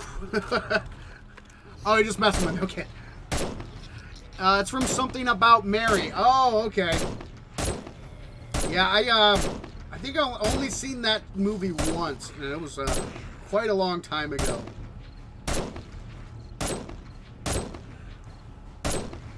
Hi, Colin. No problem, man. You have a great night. Thank you very much for joining me. How did that hit his button? That was on his left shoulder. I call BS, game. I call BS. That's something you do have to be careful about with the penetrator perk, is penetrating through and hitting the demos on the button by accident.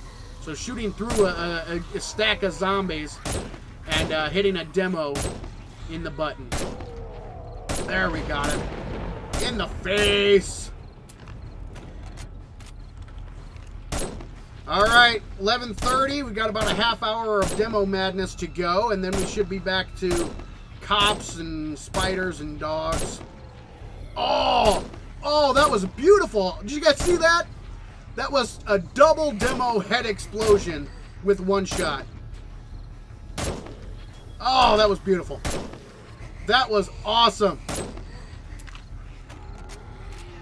All right, our weapon's at about half.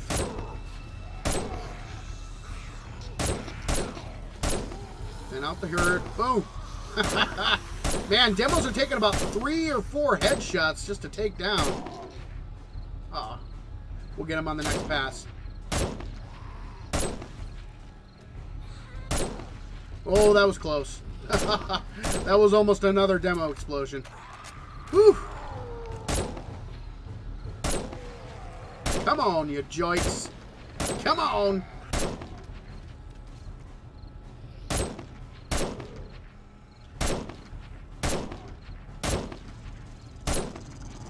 And there is the sky change. That means it's midnight. So that means these should be the last demos we have to contend with.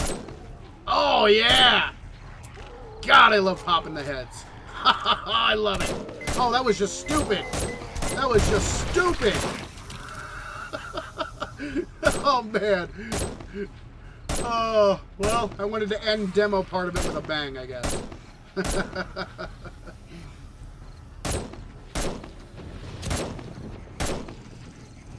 You know, for the longest time, Asmo, I didn't either. I would mix and match, and not really dedicate myself to one certain skill trait. However, as I did more research and started doing more of the tutorials, I found that it can be very, very effective. Now, I wouldn't recommend going only into a certain tree or a certain perk. I would always recommend adding in things here and there. Do like a primary, a secondary, and maybe a tertiary attribute. But you can make a very, very effective character build if you go straight agility or straight perception. Oh, that was a crap shot. What mods do I have in the rifle? I will tell you in 1 second here. I'm going to have to open up that window here in a second to repair.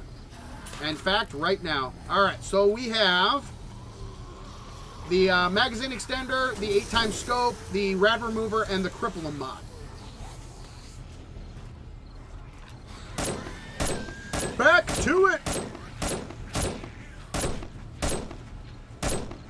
Boom! Oh, yeah! Come on, you zombie jerks. Don't be scared. It's because I have a gigantic sniper rifle I'm going to shoot you in the face with. Nothing to be scared of. Step right up.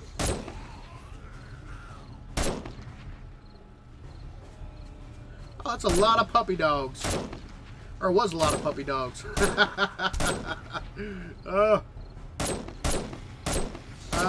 You know, always play permadeath.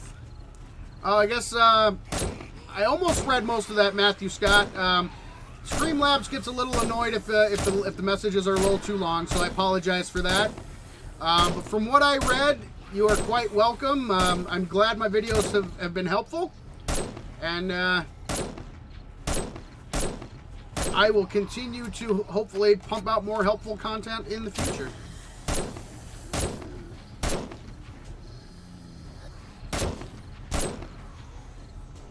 Alright, we're getting there. But this is, like I said, guys, you don't have to go overboard with your horde bases. Sometimes the very, very simple builds are the most effective. I mean, just give them a path to follow. They'll follow the path, and then use your weapons, play to your strengths. Thank you very, very much, Asmo. I really do appreciate it. Thank you so much. Did somebody ask about the Crucible, Jeremy? Did I miss it?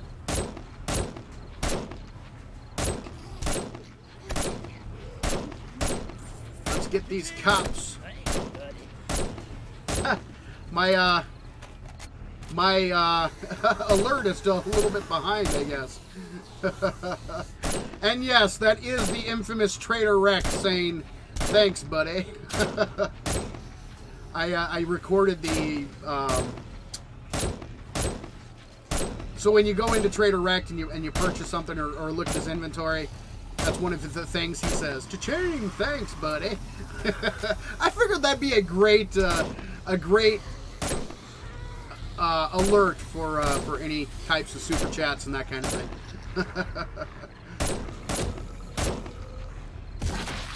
Oh no! We just had a cop explode.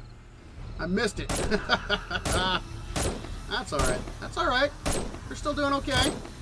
We can take, this is a steel base, we can take quite a few explosions, especially cop explosions. They're not nearly as bad as the demo explosions. Demo explosions are much, much worse. Woo! I love how the sniper rifle sends them flying sometimes. So not only are you penetrating and hitting, 3 or 4 zombies at a time, but sometimes when you kill them, they just go flying, or their heads explode. Oh, love it. Boom! Just killed Bo and Arlene at the same time. Man, look at all that loot. Look at all that loot. It's because I want to make a motorcycle. Oh, were you asking about the Crucible? So the Crucibles are very, very rare items.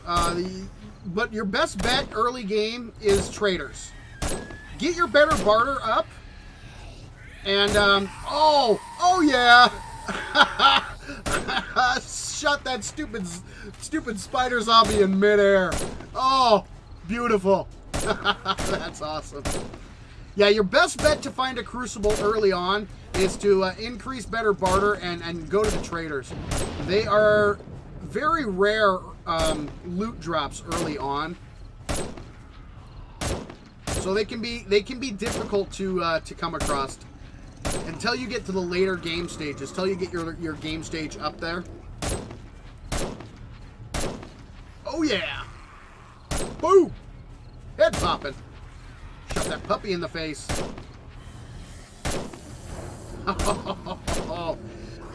Did the fates today and got 3 Crucibles of it. Oh yeah. And that's usually how it goes, guys. Once you find one, you'll start finding them all over the place.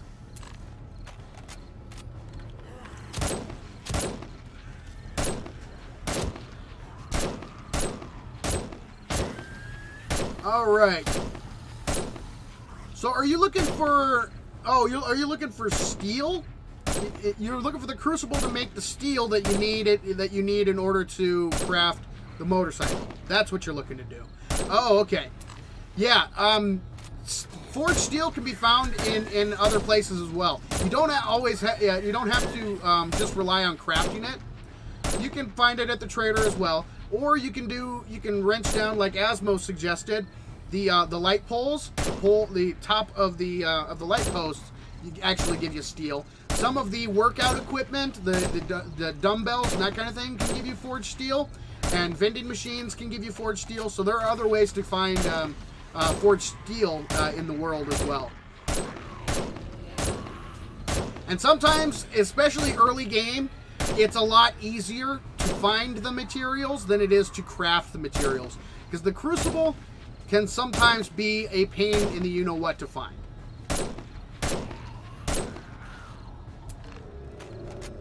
Oh wow, it's already 3 o'clock in the morning.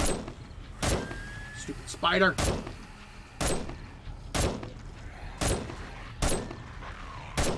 Come on, get him.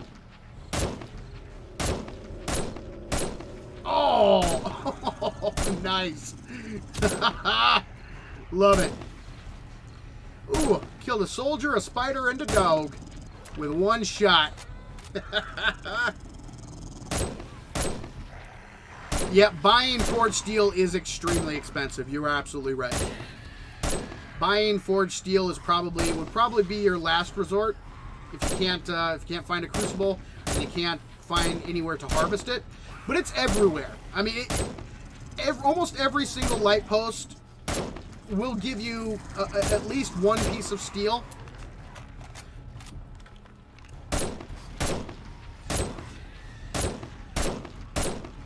Come on. There we go. So yeah, steel can be found in multiple places. Oh, and make sure, guys, if you're breaking down vending machines, make sure that they are not functioning. If they're functioning, you'll kill yourself if you try to.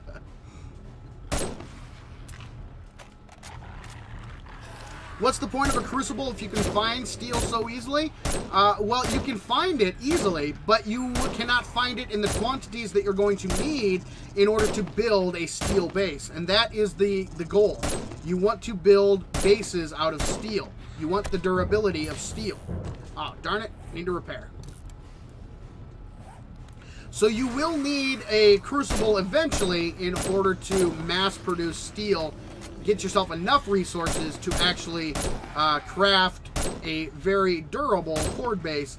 For once, once you start getting hordes like this, you are going to need a steel base. Once you start getting demos, lots of cops, lots of radiateds, you're going to want a steel base. Otherwise, you could be in a lot of trouble. Come on, you zombie jerks.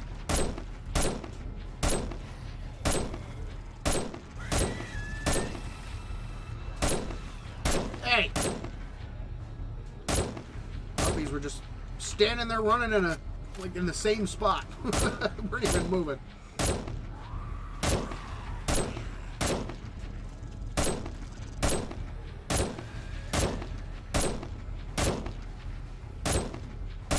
What time we got? Oh, we're almost there, guys. Almost there.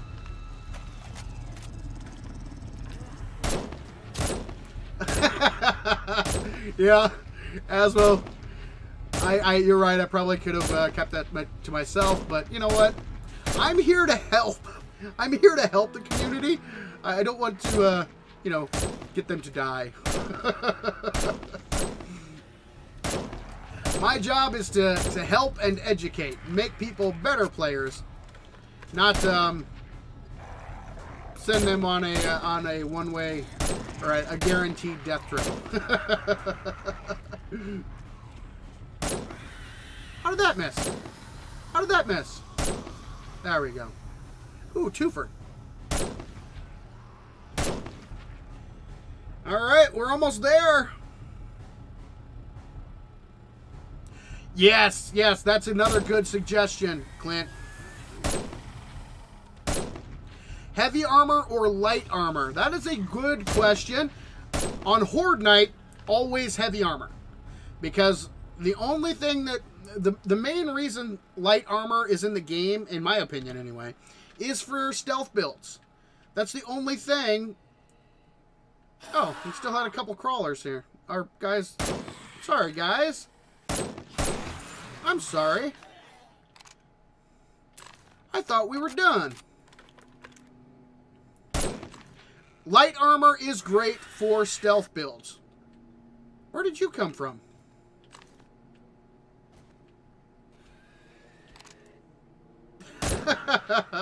Stupid spider.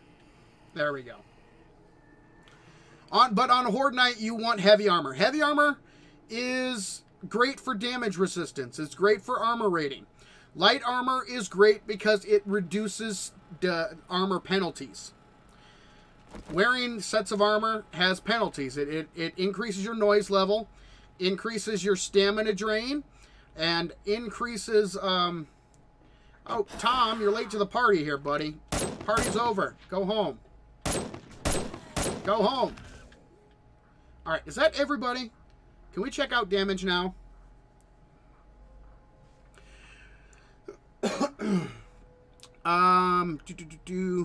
Heavy armor or light armor? Yeah. So back to the heavy armor or light armor. I always like, again, heavy armor always on Horde Night. You do not need stealth on Horde Night. Light armor is great for stealth builds. Padded armor especially. I love the padded armor stealth build because padded armor does not have the penalties. the movement penalty, the noise penalty, and the stamina penalty.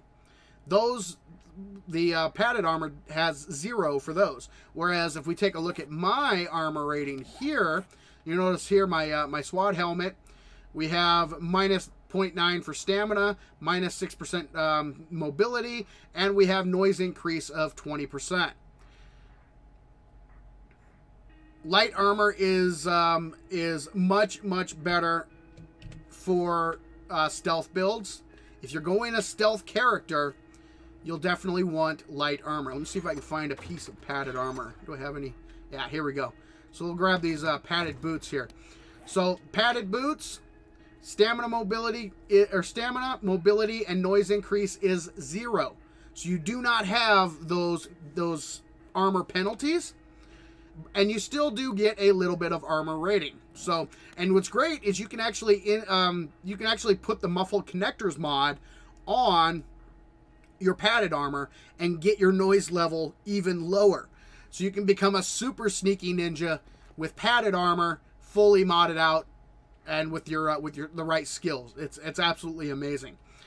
So your armor choice is going to depend on your build. If you're going to stealth build, you want to be sneaky, light armor is the way to go. But on Horde Night, heavy armor is the way to go, because there is no such thing as a sneak build on Horde Night. There's no such thing as stealth on Horde Night. So that would be my answer to that question. Dogs are annoying if you have lots of stuff on you. That is very true. Dogs are annoying. I think you could have just stopped the sentence right there. Dogs are annoying. Oh, let's going to take a look at the damage. We did have a few explosions, but all in all, guys, this base held up very, very well. And we got some repair work to do. Oh yeah, see that block almost broke down once. About a couple forged steel, and that'll be back up. Yeah, this is where that demo exploded. But there you go, guys. Simple as that. Very straightforward, simple, effective Horde base that works to our perception strengths. Get them in a nice long line, and you saw all I did the whole night. Sat there with my sniper rifle, my AP rounds, zoomed in, and boom, boom, boom, shot as many of them in the face as I can. Let's see, Saven stealth is king. Yeah, one of the questions I answered earlier was about my preferred build style, and my all-time favorite is strength, but quickly getting there is the agility stealth build. It is amazing. How many zombies did I kill? Unfortunately, I forgot to check before we started. We are currently up to 1,554. Now, if I remember right, I think I checked before we were at like 287. So between the two Horde Nights, we've killed about 1,200 zombie jerks. So about maybe 600 a piece, I'm guessing. That's not too bad. Not bad at all. I know what you mean about medium to heavy armor for Horde Night. Yeah. So you want the armor rating on Horde Night because the zombies already know where you are. They're going to come and get you regardless. There's no such thing as hiding on Horde Night. Unless you die. If you die, then you can hide, and the zombies won't start spawning again until they actually see you for the first time. So, how do you get mods safely with no viruses? Oh, you're talking about game mods, not like weapon and armor mods. You want to go to safe modding sites, like Nexus is a good one. Their mods are usually safe, and look for reputable modders, like the people who create safe mods.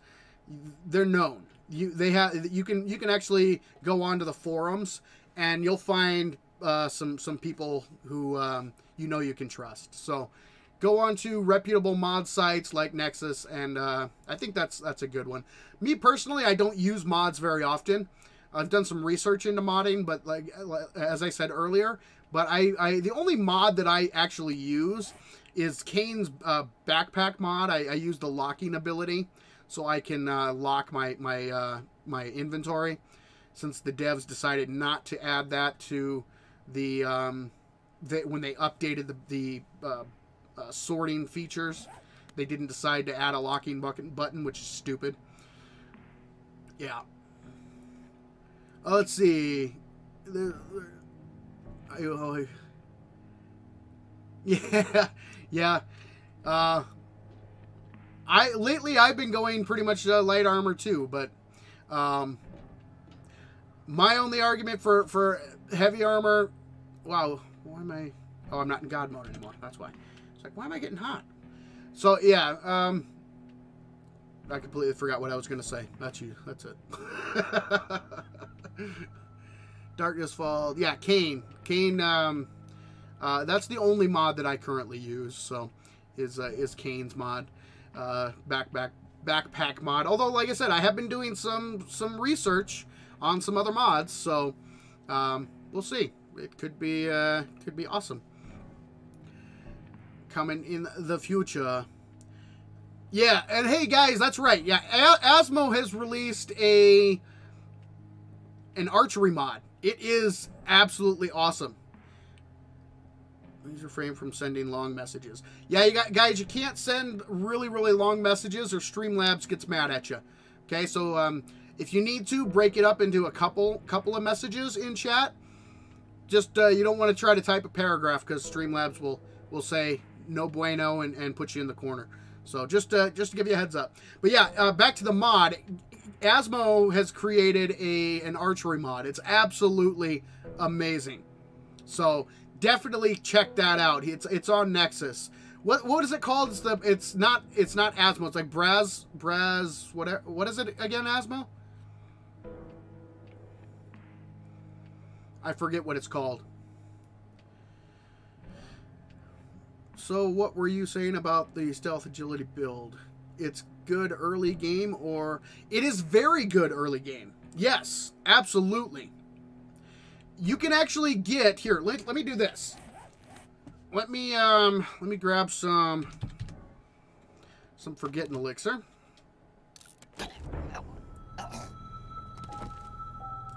Are mods allowed on the Savens World server? The only mod I have installed on the server right now is the Kane's backpack mod, the locking bar. That's the only one that's available. I would be open to trying out something different in the future. So that's, yeah, not a problem. But right now, that's the only one that is available. All right, so let's go to agility here. So look, keep an eye on my points. Remember, you get 1 point for every level plus Brasmock archery mod. That's what it is. Thank you, Asmo. 1 point for every level and 4 points initially. So let's see how long it would take us to get up to a max awesome killer archery build or stealth build. In the beginning, you'll want to go with your archery, and you'll want to go with your stealth build, your stealth perks. And then maybe put another point into agility. So your first 4 points, straight agility. There you go. You've got a good start. Now, in order to get this maxed out, it is going to take just a few points. Let's go ahead. Oh, and let's grab our goggles, and let's throw those on. All right. So now we go back to our agility, or up to 10 agility. Let's go ahead and give ourselves archery, gunslinger, and the 2 stealth. Boom. So that took us a total of 33 points. That's it. 33 points. So that means at level 29, you can have the sneakiest character in the game. At level 29. But from I think it's let's see, from the shadows here. I think it's level 3. From level 3 up, the difference, believe it or not, is marginal. So really all you have to do is from the shadows to level 3 until your noise level, and with padded armor, is minute. It's almost non-existent. So you don't have to get this all the way up right away. You can go as you go, you'll keep increasing that level. It's amazing. It's an amazing build, and you can get there very, very fast, and it's very effective even in the beginning of the game. Now, the thing you might have trouble with right away is finding... You definitely want to find yourself a pistol as soon as you can. Check the traders. A lot of times they'll have tier 1 pistols right away, because you always want to have that firearm backup. The archery weapons are great for stealth kills, but if by chance you do wake up a zombie jerk, you're going to want to have something that'll fire a little faster than your bow or your crossbow. So that's why it's important to get a gun. So yes, early on, the agility build, it is effective, but try to find yourself a pistol as soon as you can. Hit up the traders. Even a tier 1 that'll cost you 400 dukes it will work for the time being. And then do some quests, kill some jerks, get some levels, continue to pump those points into agility, and you're golden. It's absolutely amazing. There's no problem whatsoever. You can go with that build it up very, very quickly, and have no issues whatsoever. Very, very effective build. Yeah, toilet pistols are awesome. They're not as frequent as they used to be. They really kind of nerfed those, but you can still find a toilet pistol from time to time. So. Alrighty. Well, guys, I do think I am going to call this here. I think, always check the toilets. Yep, always check the toilets. Murky water is great, but toilet pistols are even better. So, yeah, guys, I do believe I'm going to call this one here. I want to thank you guys all for joining me tonight in Savens World, the live Q&A comeback special. It has been a blast. It feels good to be back. Now, I will warn you guys that I will, it's still going to be a process. I'm going to have my good days and my bad days, but I will continue to release the content and will continue to grow this channel. So, again, guys, my goal is to be eligible for Alpha 20 Streamer Weekend. That's my goal. It's a lofty goal. It's going to be tough. But I think we can do it. So again, I will ask each and every one of you, if you haven't yet, hit the like button on this stream. If you know anybody who plays 7 Days to Die who thinks, and you think they may find my content helpful, share it with your friends, let them know, and let's build this channel together, because I would absolutely love to be able to stream Alpha 20 on Streamer Weekend. That would be amazing. That'd be so cool to be able to actually test the new features and demonstrate what they actually did right away live. Oh man, that would be so awesome. I would love to be able to do that for you guys. But in order to do that, I'm gonna need your help. I'm gonna need your help growing this channel. And the way the YouTube algorithm works, the more you guys like the videos, the more you share the videos, the more you comment on the videos, the more that YouTube will suggest them to other people and that kind of thing. So do me a solid, help me out, give the thumbs up, leave a comment, and share this with anyone and everyone you know who might find it helpful. And we will grow Savens World together. We are almost at 2,000 subscribers, which is crazy considering we just hit 1,000 subscribers in November. So that just shows you the pace we're on, guys. Absolutely amazing. So, ooh, excuse me. But I want to thank you guys all for joining me here tonight. I'm excited to see what happens. The videos for next week are already posted and uploaded and ready to roll. They'll be coming out their regular time, Monday, Wednesday, and Friday. So definitely be on the lookout for those. But for now, this is Saven saying thank you, ladies and gentlemen, for joining me in Savens World. And remember, the average gamer is always king of the hill on the bell curve. Have a great night, guys.